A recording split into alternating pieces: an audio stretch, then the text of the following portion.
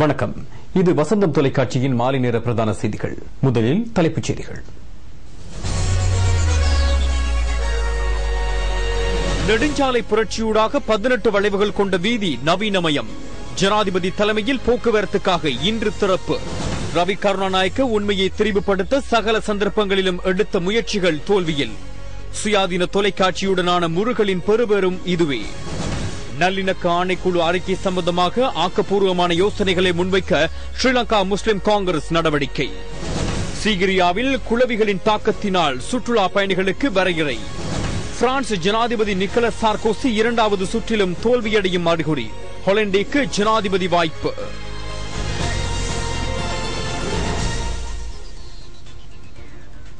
இனி விரிவான செய்திகள். தேசத்தின் நெடுஞ்சாலை அபிவிருத்தி புரட்சிக்கு இணைவாக 18 வளைவுகளை கொண்ட வீதி அபிவிருத்தி செய்யப்பட்டதன் மூலம் மகியங்கனை இளைஞர் யுவதிகளுக்கு நவீன உலகிற்கான வாயில் திறக்கப்பட்டதாக ஜனாதிபதி மஹிந்த ராஜபக்ச மகியங்கனையில் தெரிவித்தார். අද අපේ රට මේ තත්ත්වයට ගෙන්නේ 18 වංගුවේ අනතරම්ම அன்று 18 வளைவுகள் கொண்ட வீதியூடாக செல்லும் போது மிக கடினமாகவே இருந்தது. இன்று எனக்கு இலகுவாக வாகனத்தை செலுத்த முடிந்தது. அன்று இது இலகுவாக அமையவில்லை. இதுபோன்றுதான் ஆட்சியை முன்னெடுப்பதும் இலகுவானதல்ல. நாட்டில் ஆட்சியை மேற்கொள்வது, வீதியை அபிவிருத்தி செய்து அதனூடாக பயணிப்பது போன்றதல்ல. நாம் எக்காரணம் கொண்டும் பின்னோக்கி நகர மாட்டோம். சென்ற பயணத்தை முன்னோக்கி செல்வதோடு பின்னோக்கி செல்லும் சமூகம் அல்ல நாம். நாட்டில் தற்போது அபிவிருத்தி புரட்சி அமுலில் இருப்பது என்று கூறுவது சரியானது. அபிவிருத்தி என்ற போர்வையில் எமது இன, மத, சமூக, கலாச்சார பாரம்பரியங்களை ஒழிக்க முடியாது. இதனை பாதுகாத்துக் கொண்டே நாம் அபிவிருத்தியை முன்னெடுக்கிறோம். எந்தளவு அபிவிருத்திகளை முன்னெடுத்த போதிலும் ஒழுக்க விழுமியங்கள் மற்றும் சூழலை பாதுகாத்து அதனை மேற்கொள்ள வேண்டிய பாரிய பொறுப்பு எமக்கு. எமது நாட்டின் உரிமையை ஒழிக்கவோ தாரை வார்க்கவோ எமக்கு முடியாது. எதிர்கால சந்ததியினரின் கலாச்சார மரபுரிமைகளுக்கு பாதிப்பு ஏற்படாதவாறே இதனை நாம் மேற்கொள்ள வேண்டும். උරුමයට හානි නොවන විදිහට තමයි අපි සියලුම සංවර්ධන කටයුතු කළ යුත්තේ කියලා අපි විශ්වාස කරනවා. உண்மையை தெளிவுபடுத்த முயற்சித்த பல சந்தர்ப்பங்களில் ஐக்கிய தேசிய கட்சி பாராளுமன்ற உறுப்பினர் ரவி கருணாநாயக்க நெருக்கடியை சந்தித்தார். மீண்டும் போலி தகவல்களை முன்வைத்து சுயாதீன தொலைக்காட்சிக்கு எதிரான தோல்விகரமான பிரச்சாரங்களில் அவர் ஈடுபட்டுள்ளார். இது தொடர்பான மேலதிக தகவல்களை எமது இரவு 8 மணி வசந்தம் செய்திகளில் எதிர்பாருங்கள். கிண்ணியா பிரதேசத்தில் சுற்றுலா நீதிமன்றம் ஒன்றை அமைக்க நிதி ஒதுக்கீடு செய்ய நீதி அமைச்சு தீர்மானித்துள்ளது. கிண்ணியா மத்திய கல்லூரியில் இடம்பெற்ற கூட்டம் ஒன்றில் கலந்து கொண்டு உரையாற்றும் போதே அமைச்சர் ரவுப் ஹக்கீம் இவ்வாறு கூறினார். இதற்கு தேவையான காணியை பெற்றுத்தர ஊர் பிரமுகர்கள் துரித நடவடிக்கை எடுக்குமாறும் அமைச்சர் வேண்டுகோள் விடுத்தார். இந்நிகழ்வில் கிழக்கு மாகாண சபை தேர்தலில் முஸ்லிம் காங்கிரசின் நிலைப்பாடு, நல்லிணக்க ஆணைக்குழுவின் பரிந்துரைகள் 13+ தொடர்பாகவும் கலந்துரையாடப்பட்டன. ஸ்ரீலங்கா முஸ்லிம் காங்கிரசுடைய அரசியல் தலைமை நல்லிணக்க கற்றுக்கொண்ட பாடங்கள் ஆணைக்குழு சமர்ப்பித்திருக்க அறிக்கை சம்பந்தமாக நாங்கள் எங்களுடைய பிரத்யேகமான விதப்புரைகளை நாங்கள் செய்ய இருக்கிறோம். அது யாருக்கும் ஆராய்ச்சி எடுக்கிற ஒரு விஷயமாக இருக்க மாட்டாது. நாங்கள் இந்த விஷயங்கள் செய்யத்தான் வேண்டும் என்று சில விஷயங்களை பற்றி பேசத்தான் போறோம். சீகிரியாவை பார்வையிட வருகை தரும் மக்கள் குளவி தாக்கம் குறித்து மிகுந்த பாதுகாப்புடன் செயற்படுமாறு போலீஸ் ஊடக பேச்சாளரும் போலீஸ் அத்தியட்சகருமான அஜித் ரோஹன தெரிவித்தார்.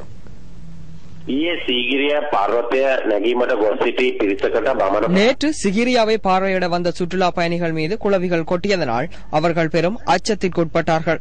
இச்சம்பவத்தில் 50க்கும் மேற்பட்டோர் காயமடைந்தனர். இன்று பிற்பகலிலும் இவ்வாறான ஒரு நிலைமை ஏற்பட்டது. பொறுப்பாளர்கள் மக்களுக்கு பாதிப்புகள் அற்றவாறு அழைத்து வர நடவடிக்கைகளை எடுத்தனர். இன்று எவருக்கும் காயங்கள் ஏற்படவில்லை. இதனால் இன்று ஓவியங்கள் காட்சிக்காக வைக்கப்பட்டுள்ள இடங்களுக்கு செல்வதற்கு மக்களுக்கு அனுமதி வழங்கப்படவில்லை. இதற்கு முன்னரும் இவ்வாறான குளவி தாக்கங்களுக்கு உட்பட்டு பலர் பாதிக்கப்பட்டனர்.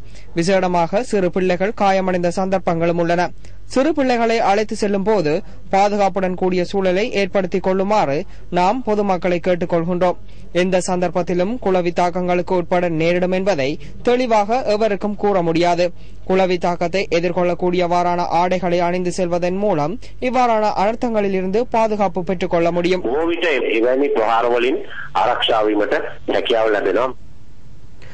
கண்டி பூஜாபிட்டிய இளைஞர்களால் உருவாக்கப்பட்ட மிகப்பெரிய பௌத்த கொடியை ஜனாதிபதி பார்வையிட்டார். பூஜாபிட்டிய வேவல பிரதேசத்திற்கு விஜயம் மேற்கொண்ட ஜனாதிபதி மஹிந்த ராஜபக்ச இளைஞர்களினால் உருவாக்கப்பட்ட பௌத்த கொடியை பார்வையிட்டார்.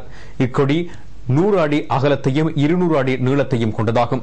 இளைஞர்கள் மத்தியில் பௌத்த சிந்தனைகள் ஏற்பட்டு வருவதையும் ஐக்கியத்துடன் செயற்படுவது தொடர்பாகவும் இவ்விஜயத்தின் போது ஜனாதிபதி பாராட்டு தெரிவித்தார். அத்துடன் இப்பிரதேச மக்களையும் ஜனாதிபதி சந்தித்தார். அவர்களது நலன்களையும் கேட்டறிந்து கொண்டார். பாராளுமன்ற உறுப்பினரான லோஹான் ராத்தத்தே, எரிக் பிரசன்ன வீரவர்தன உள்ளிட்ட பலர் இதில் இணைந்திருந்தனர்.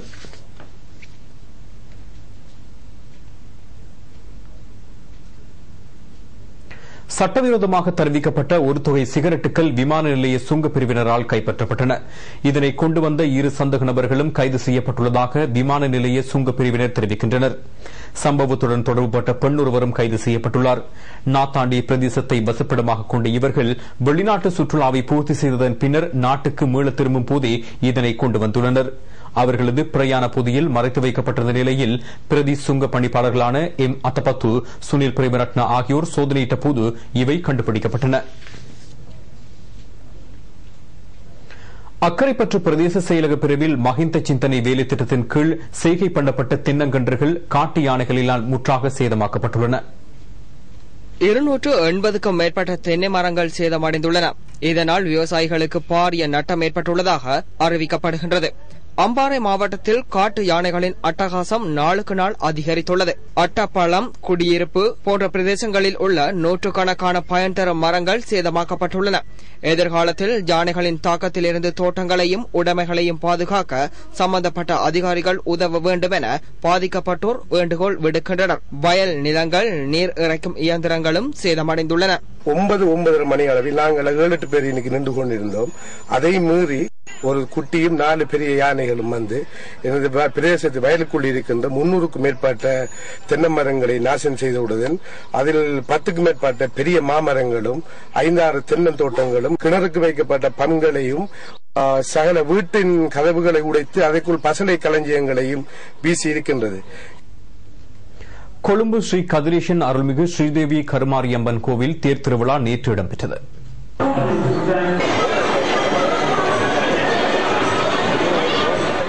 கோவில் பிரதம பூசகர் விஜயநாத் சாமி தலைமையில் நடைபெற்ற தேர் திருவிழாவில் பெரும் எண்ணிக்கையிலான பக்தர்கள் கலந்து கொண்டனர்.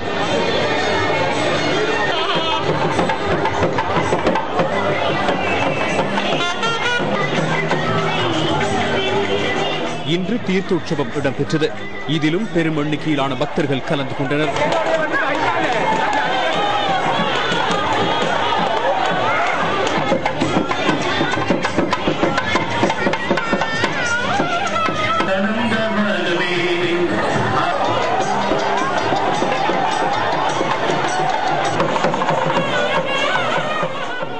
தேர் திருவிழா ஆலயத்திலிருந்து கண்ணார தெரு, ஸ்ரீ கதிரேசன் வீதி, 5 லாம்பு சந்தி, செட்டியார் தெரு வழியாக ஆலயத்தை வந்தடைந்தது.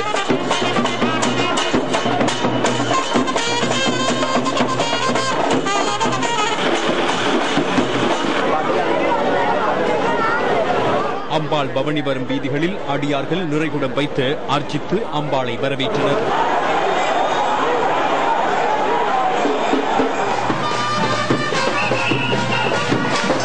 ஹட்டன் ஸ்ரீ மாணிக்க பிள்ளையார் ஆலய 44வது சித்ரா பௌர்ணமி பஞ்சரத பவனியை முன்னிட்டு பால்குட பவனி நேற்று இடம்பெற்றது. ஹட்டன் வில்பர்ட் டவுன் அம்மன் ஆலயத்திலிருந்து சுமார் 3000க்கும் அதிகமான பக்தர்களின் ஹரோஹர கோஷம் முழங்க பால்குட பவனி ஆரம்பமானது. இப்பால்குட பவனியில் பறவை காவடி மற்றும் காவடியாட்டம், கலை கலாசார நிகழ்வுகள், இந்திய கலைஞர்களின் மேள கச்சேரி என்பனவும் இடம்பெற்றன.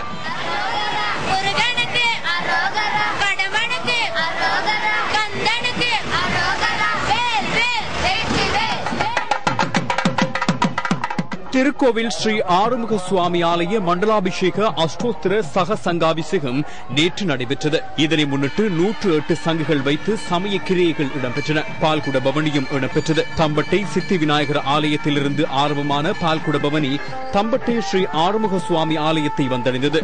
சமய கிரியைகள் சிவஸ்ரீ கே சீதாராம குருக்கள் தலைமையில் இடம்பெற்றன. விளம்பர இடைவேளையின் பின்னர் வெளிநாட்டு செய்திகளை எதிர்பாருங்கள்.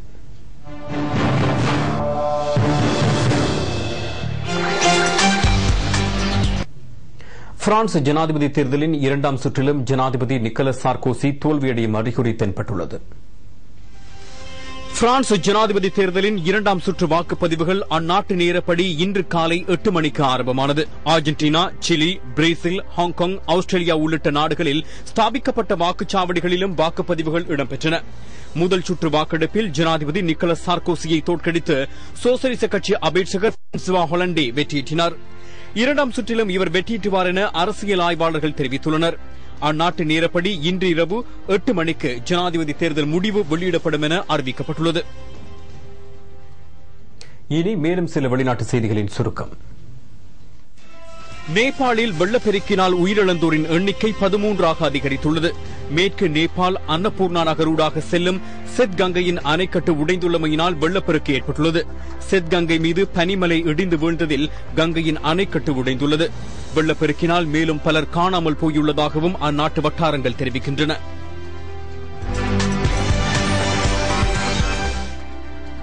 லண்டன் ஒலிம்பிக் விளையாட்டு மைதானம் உத்தியோகபூர்வமாக திறக்கப்பட்டது. 2012ஆம் ஆண்டு லண்டன் ஒலிம்பிக் போட்டிகள் எதிர்வரும் ஜூலை மாதம் 27ஆம் தேதி தொடக்கம் ஆகஸ்ட் மாதம் 12ஆம் தேதி வரை நடைபெறும். ஒலிம்பிக் விளையாட்டு விழாவின் பிரதான விளையாட்டு மைதானத்தை திறந்து வைக்கும் நிகழ்வு நேற்றிரவு இடம்பெற்றது. இதில் பல்லாயிரக்கணக்கான மக்கள் உட்பட விளையாட்டு வீரர்களும் கலந்து கொண்டனர். நவீன வசதிகளை கொண்டதான இவ்விளையாட்டு மைதானத்தில் 80,000க்கும் மேற்பட்டோருக்கு போட்டிகளை ரசிக்கக்கூடிய வாய்ப்புகளும் ஏற்படுத்தப்பட்டுள்ளன. கிரேக்கத்தில் பாராளுமன்ற தேர்தல் ஆரம்பமாகியுள்ளது. வாக்காளர்கள் உட்பட கட்சித் தலைவர்களும் தமது வாக்குகளை பதிவு செய்து கொண்டனர். இன்று காலை ஆரம்பமான தேர்தலில் 30 கட்சிகளை பிரதிநிதித்துவப்படுத்தி பல அபேட்சகர்கள் களமிறங்கியுள்ளனர். புதிய அந்நாட்டின் 300 பாராளுமன்ற ஆசனங்களில் 151 ஆசனங்களை பெறும் கட்சி அரசாங்கத்தை ஸ்தாபிக்கும்.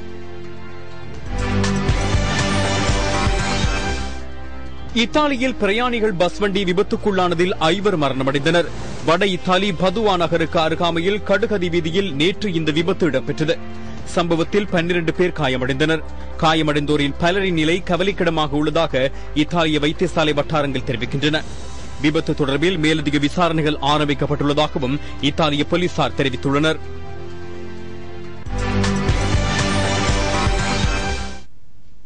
இத்துடன் வசந்தம் தொலைக்காட்சியின் மாலை நேர பிரதான செய்திகள் நிறைவு பெறுகின்றன. எமது அடுத்த பிரதான செய்திகள் இன்றிரவு 8 மணிக்கு வசந்தம் தொலைக்காட்சி ஒளிபரப்பாகும்.